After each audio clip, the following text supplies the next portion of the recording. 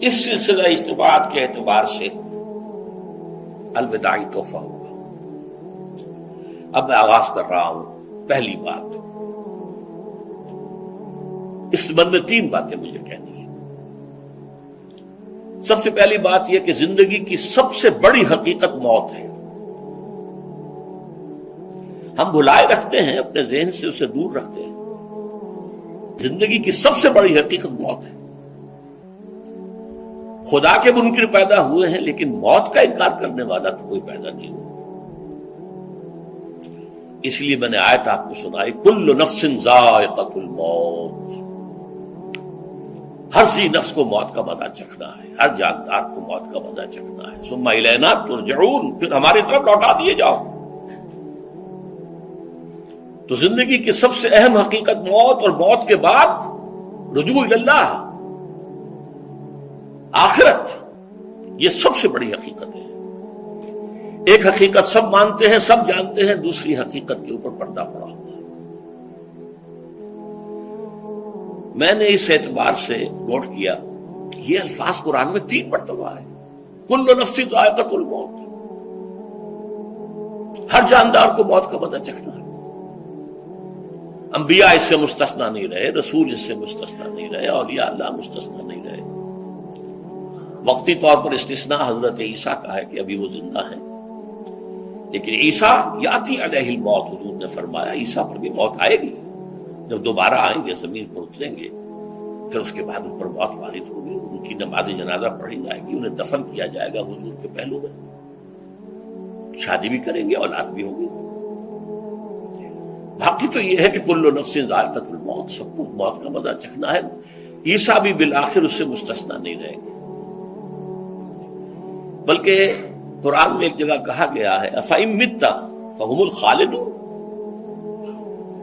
کیا ہے نبی اگر آپ کا انتقال ہو گیا تو یہ کیا ہمیشہ رہیں گے؟ کون ہے دنیا میں جو ہمیشہ رہے؟ انتقال تو ہونا، آپ کا بھی ہونا ہے۔ انک میت وانہم لمیتون، یہ تو مختصر ترین الفاظ تھے۔ اس سے آگے بڑھیے، سورہ انبیاء میں فرمایا کل نفس ذائقۃ الموت وَنَبْلُوكُمْ بِالشَّرِّ وَالْخَيْرِ فِتْنَةً وَإِلَيْنَا تُرْجَعُونَ، ہر جاندار کو موت کا مزہ چکھنا ہے، اور اس سے پہلے پہلے ہم تمہیں آزماتے رہیں گے، خیر کے ذریعے بھی، بھلائی دے کر، صحت دے کر، دولت دے کر، اولاد دے کر، شہرت دے کر، اور برائی کے ذریعے سے بھی، تنگ دستی دے کر، بے عزتی دے کر، اہانت دے کر، ذلت دے کر، وَإِلَيْنَا تُرْجَعُونَ، اور پھر ہماری طرف لوٹائے جاؤ گے۔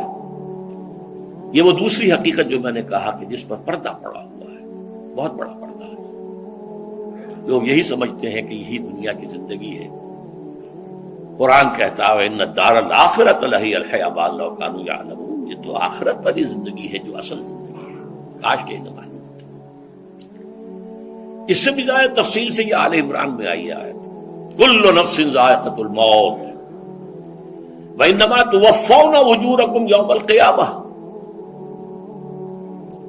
ہر جاندار کو موت کا مزہ چکھنا ہے، اور پھر تمہیں پورا پورا تمہارا اجر اور بدلہ دے دیا جائے گا قیامت کے دن۔ فَمَنْ زُحْزِحَ عَنِ النَّارِ وَأُدْخِلَ الْجَنَّةَ فَقَدْ فَازَ، جو کوئی آگ سے بچا لیا گیا اور جنت میں داخل کر دیا گیا وہ تو کامیاب ہو گئے۔ اللہم ربنا اجعلنا منہم، اللہم ربنا اجعلنا منہم، اللہم ربنا اجعلنا منہم۔ وما الحیات الدنیا الا متاع الغرور، اور دنیا کی زندگی تو سوائے دھوکے کے سامان کے اور کچھ نہیں ہے۔ دھوکہ کس معنی میں؟ یہ تمہیں اصل زندگی سے غافل کر دیتی ہے۔ تم کہیں سفر پر جا رہے تھے، تمہارا کہیں گھر تھا، تمہیں واپس آنا تھا، تم راستے ہی میں کسی دلچسپی میں ایسے مگن ہوئے کہ گھر بار سب بھول گئے۔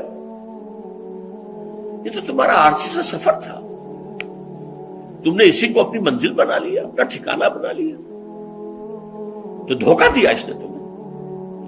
ویسے دنیا کی زندگی دھوکہ نہیں ہے، بڑی حقیقت ہے، اس لیے کہ حضور نے فرمایا انما الدنیا مزرعۃ الآخرہ، یہ دنیا آخرت کی کھیتی ہے، یہاں بو گے تو وہاں کاٹو گے، یہاں کچھ کمائی کرو گے تو وہاں اس کا بدلہ ملے گا۔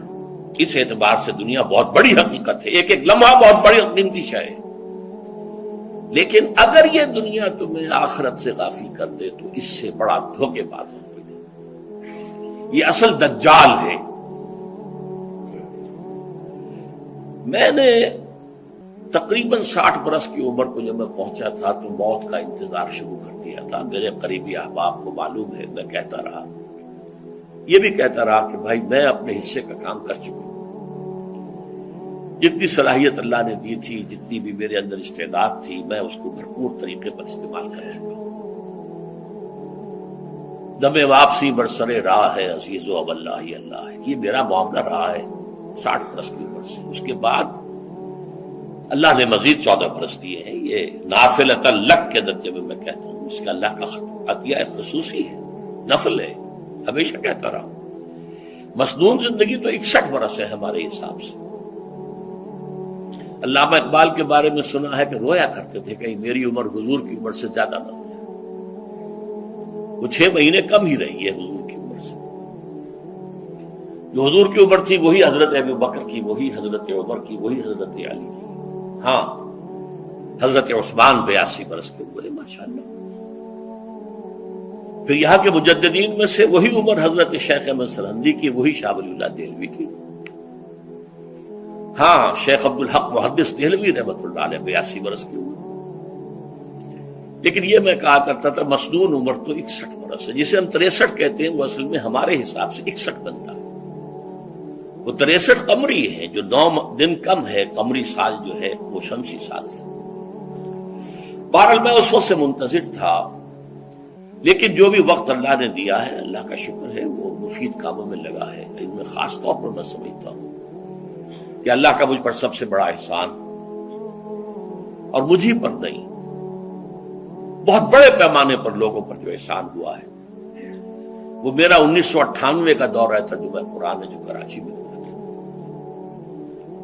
1998 کے مارچ میں میرا بڑا آپریشن ہوا، دونوں گھٹنے تبدیل کیے گئے، لیکن 98 کے آخر میں، حالانکہ میں چل نہیں سکتا تھا، کراچی میں مسجد جو ہے اونچی ہے، دوسری منزل پر ہے، تو خاص ریمپ بنایا گیا جس کے ذریعے میں ویل چیئر پر مجھے لے جایا جاتا تھا۔ میں نے درس دیا۔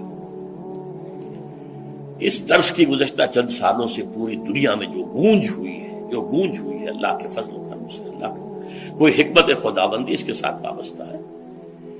اس میں میرے کسی کام کو دخل نہیں ہے، میری کسی کوشش کو دخل نہیں ہے۔ میں نے تو جو درس میں دیتا آ رہا تھا سن 85 سے، دورہ ترجمہ قرآن، البتہ یہ بات ضرور ہے کہ میں نے محسوس کیا تھا کہ سن 98 کے اس درس میں دورہ ترجمہ قرآن کے مجھے خصوصی انشراح حاصل تھا۔ میری ساری گفتگو کا حاصل کیا ہے؟ دیکھیے، نظریاتی تحریکوں کا تعلق اشخاص سے نہیں ہوتا، ٹھیک ہے، کوئی اس کا داعی ہوتا ہے، کوئی اس کا مؤسس ہو جاتا ہے، کوئی اس کا آغاز کرنے والا ہوتا ہے، لیکن نظریاتی تحریک افراد سے وابستہ نہیں۔ افراد آتے چلے جاتے ہیں اپنا اپنا حصے کا کام کر کے، جس کو جتنا مقدر ہے، جتنی اللہ تعالیٰ کی طرف سے توفیق ہے، وہ اپنا کام کرے گا، چلا جائے گا۔ یہ چمن یوں ہی رہے گا اور ہزاروں جانور اپنی اپنی بولیاں سب بول کر ہو جائیں گے۔ مبارک ہیں وہ لوگ جنہیں قرآن کی بولی بولنا نصیب ہو جائے۔ وَإِنْ يَحْسَبُ أَنِّي مِنْهُمْ، مجھے گمان ہے، اللہ کا فضل ہے کہ میں ان میں سے ہوں، میں نے قرآن کی بولی بولی ہے، اور قرآن مجید کو جیسا کہ وہ ہے، ایز اٹ از، اپنے کو مذمومہ خیالات، اپنے کوئی ذہن سے زائدہ نظریات کو میں نے اس میں دخل نہیں دیا، جسے انگریزی میں آپ آبجیکٹیولی کہتے ہیں۔ خالص معروضی طور پر قرآن کو پڑھا، قرآن کو قرآن سے سمجھائے، یا پھر سیرت رسول سے سمجھائے۔ میں لفظ سنت کی بجائے سیرت استعمال کر رہا ہوں۔ قرآن مجسم حضور تھے صلی اللہ علیہ وسلم، اور حضور کی سیرت اور حیات جو ہے وہ قرآن مجید کی اصل تفسیر ہے۔ یہ حقیقت بھی بہت کم لوگوں کے علم ہے۔ وہ احادیث کا نام تو لیتے ہیں، احادیث بھی ہے، سیرت بھی تو احادیث ہی سے ہمیں ملتی ہے، لیکن میں خاص طور پر سنت یا حدیث کی بجائے سیرت کا استعمال۔ قرآن کی 2 سورسز ہیں، قرآن خود اور سیرت رسول صلی اللہ علیہ وسلم۔ بہرحال انشاءاللہ العزیز یہ کام بڑھے گا، چلے گا، یہ میں ابھی بعد میں عرض کروں. دوسری بات جو میں نے آیت پڑھی آپ کو، وَمَن نُعَمِّرْهُ نُنَكِّسُ فِي الْخَلْقِ أَفَلَا يَعْقِلُونَ، بہت بڑی حقیقت زندگی کی یہ بھی ہے. جس کی ہم عمر زیادہ کر دیتے ہیں اس کی خلقی صلاحیتوں میں کمی کر دیتے ہیں. موٹی بات ہے، بڑھاپا آئے گا، ہمیشہ کی مانی ہوئی بات ہے. اگرچہ جوانی میں آدمی بڑھاپے کا تصور نہیں کرتا، لیکن بڑھاپا آنا ہے، یہ بھی ایک حقیقت ہے موت کی طرح. غالب نے کہا تھا مزمحل ہو گئے قوائے غالب، اب عناصر میں اعتدال کہاں. ایک صاحب نے مجھے شعر سنایا تھا، ابراہیم صاحب سے ٹونک کے رہنے والے. ذوف پیری بڑھ گیا، جوش جوانی گھٹ گیا، اب عصا بنوائیے نخلے تمنا کاٹ کر. یہ تمنائیں جو ہیں طول العمر، انہیں کاٹو. اب گئی جوانی، امنگوں والا دور گیا. اور یہ جو تمناؤں کا پودا ہے، اس میں سے لکڑی لے کر عصائے پیری بنوا لیجیے. اب بڑھاپے کے لیے ایک عصا درکار ہے. بڑا پیارا شعر ہے. ذوف پیری بڑھ گیا، جوش جوانی گھٹ گیا، اب عصا بنوائیے نخلے تمنا کاٹ کر. ابھی 2-3 دن ہوئے ہیں یہاں پر جو خانہ فرہنگ ایران ہے اس کے ڈائریکٹر آئے تھے، انہوں نے فارسی کا ایک شعر سنایا، بڑا پیارا شعر ہے. در جوانی گفتم کہ شعر شعر است اگرچہ پیر بود. جوانی میں یہ کہا کرتا تھا کہ شعر تو شعر ہی ہوتا ہے، چاہے بوڑھا ہو جائے، بوڑھے ہونے سے اس میں کیا فرق وقت ہو جائے. شعر شعر است گرچہ پیر بود. چوب پیری رسیدم، جب میں خود پیری اور بڑھاپے کو پہنچ گیا، دیدم، تو مجھے یہ بات نظر آئی کہ پیر پیر است گرچہ شعر بود. بوڑھا بوڑھا ہی ہوتا ہے چاہے وہ شعر ہی کیوں نہ ہو. تو یہ بڑھاپا جو ہے یہ زندگی کی دوسری بڑی حقیقت ہے. اس کا ایک اثر تو سب کو معلوم ہے، قوائے غالب جو میں نے کہا، بڑھاپے کا عام نتیجہ جسمانی ضعف، سب جانتے ہیں. لیکن مجھ پر اور کچھ اور لوگوں پر بھی خاص طور پر اس کا جو ایک اثر ہوتا ہے، یہ مجھ پر ہوا ہے، وہ ہے یادداشت کی کمزوری. اور یہ میں کئی سال سے محسوس کر رہا ہوں. میری پرانی یادداشت بڑی مضبوط ہے، قوی ہے، اس میں کہیں کوئی کمی نہیں. لیکن ریسنٹ پاس کی چیزیں جو ہے، پچھلے 5-6 سال کے واقعات مجھے یاد نہیں رہتے. اشخاص سے ملا ہوں اور دیکھ کے پہچان لیتا ہوں، کئی بار ملاقات ہوئی ہے، نام یاد نہیں آتا. تاریخیں اور اشخاص کے نام کے اعتبار سے تو خاص طور پر کئی سال سے میری جو میموری ہے وہ امپیئرڈ ہے. اور میں محسوس کرتا رہا ہوں کچھ عرصے سے کہ عین تقریر کے دوران محسوس ہوتا بلیک آؤٹ ہو گیا، اور مجھے سلسلہ کلام جوڑنے کے لیے سوچنا پڑا. بعض اوقات 1000 کروڑ مرتبہ بولے ہوئے الفاظ غائب. اب چاہے کتنا ہی زور لگا لوں وہ لفظ یاد نہیں آئے گا. ہاں تھوڑی دیر کے بعد خود بخود یاد آ جائے گا. میرے اس آپریشن سے اب کچھ عرصہ پہلے تک جو میری تقریریں یہاں ہوئی ان میں بہت سے لوگوں نے نوٹ کیا. میری تقاریر میں اب وہ روانی نہیں رہی تھی. وہ جو کراس ریفرنسز آیا کرتے تھے، جس کی بنا پر ایک مولانا عبد الکریم پاریخ صاحب تھے ناگپور کے، انڈیا کے، مولانا علی میاں کے وہ خلفاء میں سے، انہوں نے تفسیر بھی لکھی ہے قرآن میں. وہ ایک مرتبہ لاہور آئے تھے تو مجھ سے بھی ملاقات ہوئی، میرا درس بھی سنا. پھر یہاں وہ ایک دینی ادارے میں گئے، وہاں میرے خلاف باتیں ہو رہی تھی. تو انہوں نے کہا بھائی اس شخص کی کیا بات کرتے ہو، اس کے سامنے تو معلوم ہوتا ہے کہ قرآن کھلا ہوا ہے، جہاں سے چاہے لے لے. پھول کھلے ہیں گلشن گلشن، لیکن اپنا اپنا دامن، تم کیا بات کر رہے ہو اس کے بارے میں. تو عبد الکریم پاریخ صاحب کی وہ جو تاثر تھا وہ صحیح تھا. کراس ریفرنسز کا آنا، القرآن یفسر بعضہ بعضا، اس میں بہت کمی آ گئی. بہرحال اس کے علاوہ تیسری چیز ہوتی ہے بڑھاپے میں ریزسٹنس کی کمی کی وجہ سے عوارض. بلڈ پریشر کا میں مریض ہوں اور کوئی 25 برس سے ہوں، شوگر کا میں مریض ہوں اور کوئی 5 برس سے ہوں. ایک خاص برس جو مجھ پر آیا ہے آج سے 4 سال پہلے، اس کی ایک تاریخ ہے. یہ جو امراض دماغی کے ماہرین ہیں یہ کہتے ہیں کہ ایک مرض ہے بائی پولر ڈپریشن. انسان میں کبھی تو انشراح ہوتا ہے، ایکٹیویٹی ہوتی ہے، سوچتا ہے اور ایکٹیو کرنے کے لیے، گفتگو کے لیے، بھاگ دوڑ کے لیے طبیعت میں آبادی ہوتی ہے. کبھی وہ بجھ سا جاتا ہے، کبھی وہ حرکت کرنے کو جی نہیں چاہتا، پڑا رہے کسی کونے میں، سو جائے. تو یہ بائی پولر معاملہ کہلاتا ہے، یہ ویو چلتی ہے. اچھا، یہ ہے ہر انسان میں، جسے ہم عام طور پر کہتے ہیں موڈ آف ہے بھائی میرا، مجھ سے باتیں کرو. تو یہ موڈ کا آف ہو جانا، آن ہو جانا، یہ عام آدمی بھی ہوتا ہے. لیکن جو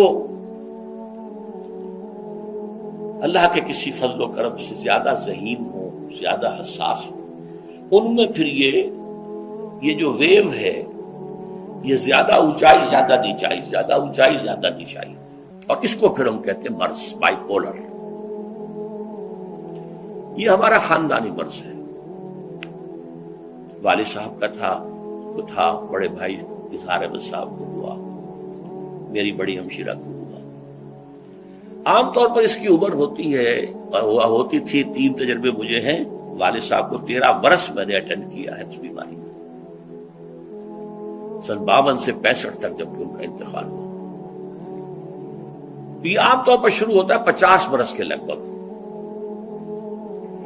میری عمر جب 50 برس کے لگ بھگ ہوئی تو مجھے کئی مرتبہ محسوس ہوا کہ میری تقریر کے دوران سوئچ آف ہوتا. ایک مرتبہ سن 70 میں میری یادداشت کئی گھنٹوں کے لیے بالکل ضائع ہو گئی. اس کا میں نے تذکرہ کیا ہوا، میری کتاب ہے حساب کم و بیش. جو کیفیت مجھ پر گزری تھی، جس کرب کے عالم میں وہ چند گھنٹے مجھ پر گزرے تھے، میں انہیں الفاظ میں بیان نہیں کر سکتا. آدمی خراب ہے، نہ ابتدا کی خبر ہے نہ انتہا معلوم، کچھ بھی نہیں.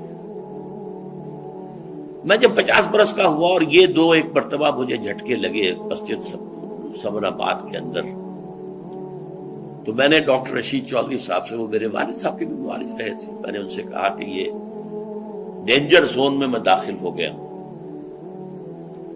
ان کا نہیں، آپ کو یہ نہیں ہوگا، اس لیے کہ آپ اللہ کے کتاب کی خدمت کر رہے ہیں. تو ان کی یہ بات پارشلی ٹروتھ نکلی کہ 70 برس کی عمر میں مجھ پر یہ 20 برس اللہ تعالیٰ نے مجھے اس میں ایک بونس دے دیا. 70 برس میں ظہور ہوا. اس کا ایکسائٹنگ کاز بنا ہے افغانستان میں جو حادثہ ہوا طالبان کے ساتھ. اتنا صدمہ مجھے تھا، ایک دم بیٹھ گیا.